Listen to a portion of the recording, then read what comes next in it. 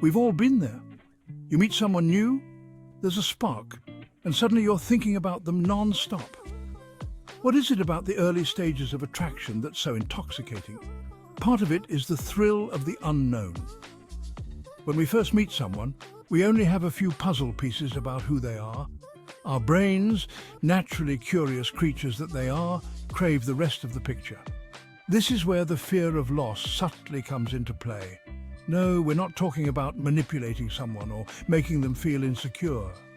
We're talking about a natural human tendency. We often value something more when we think it might be out of reach. It's like that saying, you don't know what you've got till it's gone. A little bit of healthy uncertainty can actually make someone more interested, more curious, and yes, more attracted.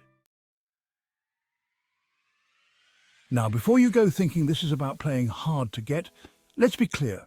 Genuine connection isn't about games, but there's a difference between being manipulative and being a little elusive. Think about it. If someone is constantly available, always at your beck and call, it can breed a sense of complacency. The chase is over before it even began. But if someone is busy, leading their own life, pursuing their own passions, it creates a dynamic where their presence feels more valuable. It's not about making them jealous, it's about showcasing that you have a fulfilling life, with or without them in it. This goes back to the Stoic philosophers who emphasized the importance of self-sufficiency. As Epictetus said, there is only one way to happiness, and that is to cease worrying about things which are beyond the power of our will. In other words, focus on what you can control, your own growth, your happiness, your life, and let the rest unfold naturally. This kind of self-assuredness is incredibly attractive.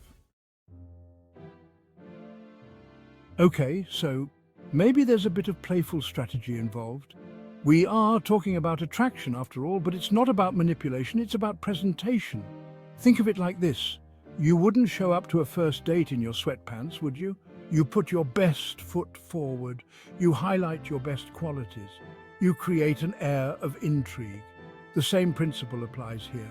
You're showcasing your most confident, independent, and captivating self. You're not pretending to be someone you're not. You're simply emphasizing the aspects that make you uniquely you. As Marcus Aurelius wisely noted, the happiness of your life depends upon the quality of your thoughts. When you focus on cultivating a fulfilling life, filled with passions and purpose, it shows. And that, my friends, is irresistible. You might be thinking, wait a minute, Stoicism? Isn't that all about being emotionless and detached? But here's the thing. Stoicism isn't about suppressing emotions, it's about mastering them. It's about acknowledging your feelings, attraction, desire, even that little flicker of fear of loss, and choosing how you respond to them. It's about acting from a place of strength and self-awareness, rather than being controlled by fleeting emotions. In the game of attraction, this kind of emotional intelligence is a superpower.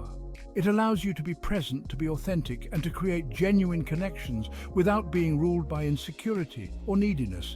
And let's be honest, there's nothing more attractive than someone who's comfortable in their own skin. Someone who exudes a quiet confidence that says, I'm awesome, with or without you. Section 5, the fine line, keeping it real.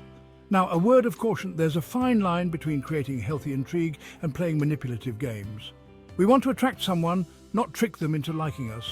Authenticity is still key. We're not talking about pretending to be someone you're not, or constantly leaving someone hanging just to keep them guessing. It's about striking a balance, being engaged and interested, while also maintaining your own life, your own interests, and your own sense of self. It's about showing someone that you're a catch, not because you're trying to play a role, but because you genuinely are. Remember, the goal isn't to make someone fearful. It's to make them realize your value. It's about creating a dynamic where they feel lucky to have you in their life, not obligated to be there. Section 6. The power of absence. Let them miss you. Remember that Stoic principle about focusing on what you can control. This applies to how much time and energy you invest in someone, especially in the early stages. If you're constantly available, always the one initiating contact, it can create an imbalance in the dynamic. It can make you seem, well, a little too eager, even if you're not. But when you allow for some space, some breathing room, it gives the other person a chance to miss you. It gives them the opportunity to think about you, to wonder what you're up to realize how much they enjoy your company. Again, it's not about playing games, it's about creating a healthy push and pull. It's about allowing the attraction to build organically rather than suffocating it with constant attention. Section 7. Confidence is key. Own your worth. At the end of the day, the most attractive quality you can possess is confidence. Confidence in yourself, confidence in your worth, and confidence in your ability to walk away from something that doesn't serve you.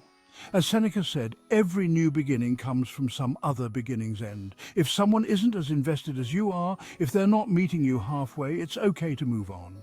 Don't be afraid to let go of something that's not meant for you.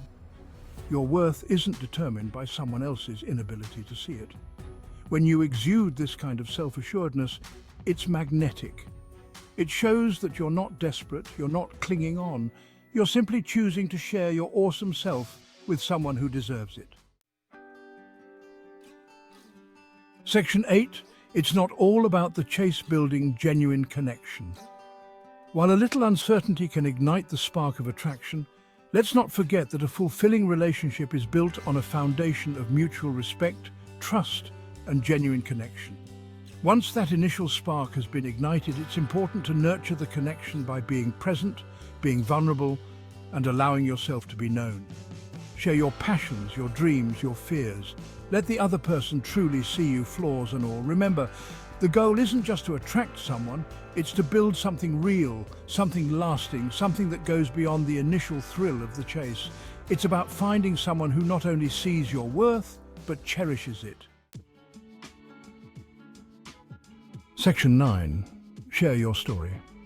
Let's keep the conversation going. What are your thoughts on the psychology of attraction? Have you ever experienced the power of a little healthy uncertainty in a relationship? Share your stories and insights in the comments below. And hey, if you enjoyed this video, don't forget to give it a thumbs up and subscribe to my channel for more dating and relationship advice.